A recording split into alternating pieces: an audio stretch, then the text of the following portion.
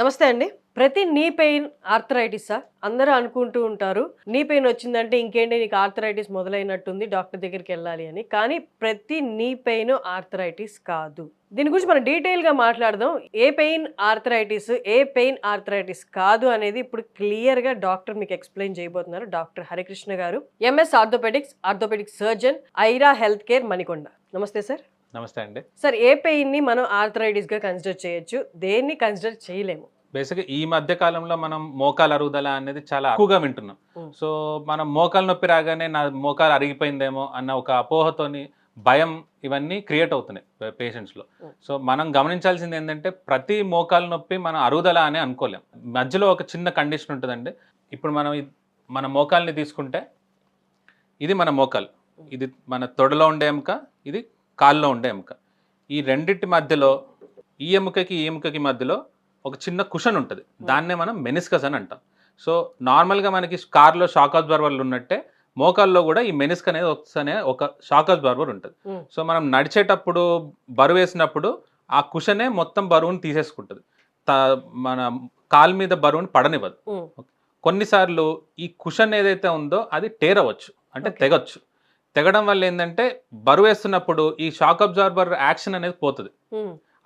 దానివల్ల కూడా మీకు నొప్పి రావచ్చు.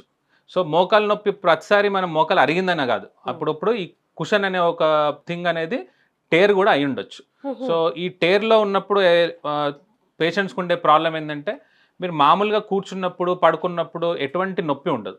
మీరు బరువు వేయడం మొదలెట్టగానే మీకు నొప్పి స్టార్ట్ అవుతుంది. సో అంటే నడిచేటప్పుడు, మెట్లు ఎక్కేటప్పుడు, దిగేటప్పుడు, నేల మీద కూర్చోడానికి ట్రై చేసినప్పుడు ఇలాంటి కండిషన్స్లో మీకు మెనిస్కస్ అనే ఛాన్స్ ఉంది. రెండవది ఏంటంటే మీకు మోకాలు అరుగుదల అనేది ఒక స్లో ప్రోగ్రెసివ్ డిసీజ్. అంటే సంవత్సరంకి మీకు నొప్పి అనేది పెరుగుతూ ఉంటుంది. కానీ ఈ మెనిస్కస్ అనేది ఏంటంటే సడన్గా వచ్చే నొప్పి. అంటే మొన్నటి వరకు బాగానే ఉన్నారు, సడన్గా నొప్పి పెరిగింది, ఆర్ నెలకి మీ నొప్పి అనేది పెరిగిపోతూ ఉంది. ఇలాంటివి మీకు మెనిస్కస్ అయ్యే ఛాన్స్ ఎక్కువ దాన్ ఆర్థరైటిస్. బికాజ్ ఆర్థరైటిస్ అనేది చాలా స్లో అండ్ ప్రోగ్రెసివ్ డిసీజ్ అది. సో టైం పడుతుంది మీకు నొప్పి అనేది పెరగడానికి. బట్ కుషన్ టేర్ అనేది, అంటే మెనిస్కస్ టేర్ అనేది మాత్రం చాలా ఫాస్ట్గా ప్రోగ్రెస్ అయ్యే డిసీజ్. సో నెలకే మీకు డిఫరెంట్ నొప్పిలో ఇంటెన్సిటీ పెరుగుతూ ఉంటుంది.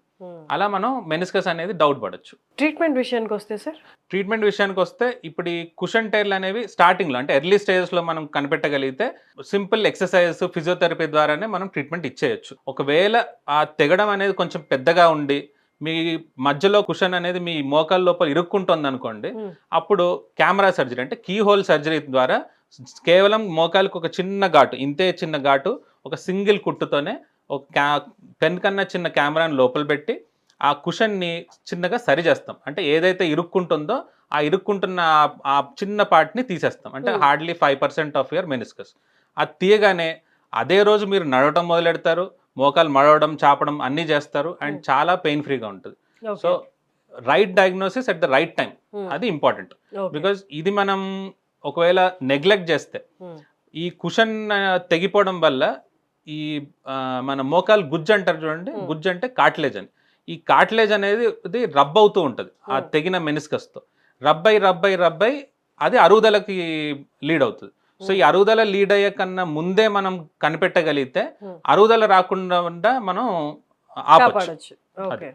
సో సింపుల్ అంటే ఫిజియోథెరపీ, లేదంటే ఒక simple keyhole surgery where only ఒక సింగిల్ చిన్న ఘాటు ఒక కుట్టుతో మీ ప్రాబ్లం అనేది క్లియర్ అయిపోతుంది. మనం పెద్ద మోకాలు రిప్లేస్మెంట్, మోకాలు మొత్తం కొయ్యడం ఇవన్నీ అవాయిడ్ చేయొచ్చు. గుజ్జు అరిగిపోయే స్పీడ్ ని మనం తగ్గించచ్చా? అరుగుదల అనేది మనం 4 స్టేజ్లుగా డివైడ్ చేస్తామండి. 1, 2, 3, 4 అని. మధ్యలో ఉన్న కార్టిలేజ్ ఏదైతే గుజ్జు అనేది దాని థిక్నెస్ తగ్గుతున్న కొద్దీ స్టేజ్ అనేది పెరుగుతూ ఉంటుంది. సో ఎర్లీ స్టేజెస్ లో మనం కనిపెట్టగలిగితే అప్పుడు మనం వీటిని స్లో చేసుకోవచ్చు ఆ ప్రోగ్రెస్ అన్ని. మనం ఫస్ట్ థింగ్ కింద కూర్చోడం ఆపడం, మెట్లెక్కడం దిగడం తగ్గించడం. అంటే లిఫ్ట్ ఆప్షన్ ఉంటే ఖచ్చితంగా లిఫ్టే తీసుకోవాలి. అలాంటివి చేస్తూ తర్వాత ఎక్సర్సైజెస్, మన మోకాల్లో గుజ్జు మీద పడుతున్న ప్రెషర్ని కండ తీసుకునేలాగా, సో మజిల్స్ ని స్ట్రెంథెన్ చేసుకోవాలి. సో ఎక్సర్సైజ్ ద్వారా ఈ మూడిటి ద్వారా మనం చాలా వరకు దీని ప్రోగ్రెస్ అన్ని స్లో చేసుకోవచ్చు. Coming to food sir, food particular food అంటే ఏమి ఉండదండి. ఎనీ మీ రెగ్యులర్ ఇంటేక్ తీసుకోవచ్చు, కాకపోతే వెయిట్ పెరగకుండా. అంటే మోకాళ్ళ గుజ్జుకి లేదా మనకి ఎక్కడైనా బాడీలో జాయింట్స్ మధ్యలో ఉన్న గుజ్జుకి కాపాడేలాగా లేకపోతే దాన్ని బూస్ట్ చేసేలాంటి ఏదైనా ఫుడ్ ఉందా? నథింగ్ లైక్ ఎ ఫుడ్ అండి.